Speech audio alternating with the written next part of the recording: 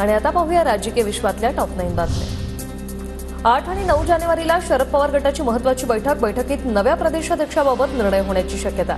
पक्षाच्या पुढील वाटचालीबाबतही चर्चा।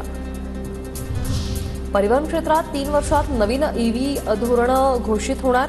15 वर्ष झालेली वाहनं भंगारात काढावी, मुख्यमंत्री फडणवीसांचे निर्देश। गावातील 125 लोकांनी स्टॅम्प पेपरवर मतदान केल्याचं लिहून दिलं, पण मिळाली 60 मतं। बच्चू कडूंचा दावा। ब्राह्मणवाडा थडी गावातील ईव्हीएमवर कडून शंका व्यक्त।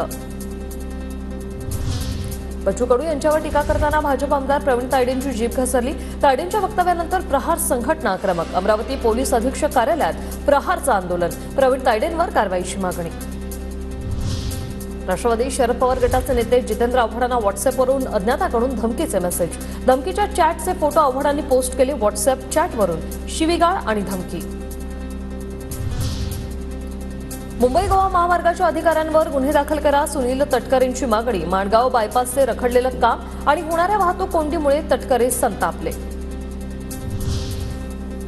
आमदार सुरेश धसांनी माफी मागितल्यामुळे मी कायदेशीर कारवाई करणार नाही, माझ्याकडून या प्रकरणावर पडदा टाकते। सुरेश धस यांच्या दिलगिरीनंतर प्राजक्ता माळीची पहिली प्रतिक्रिया।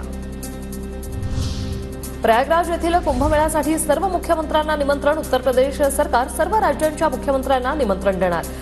13 जानेवारीपासून महाकुंभमेळावा तर 15 जानेवारीला पुण्याहून कुंभमेळ्यासाठी विशेष भारत गौरव रेल्वे धावणार।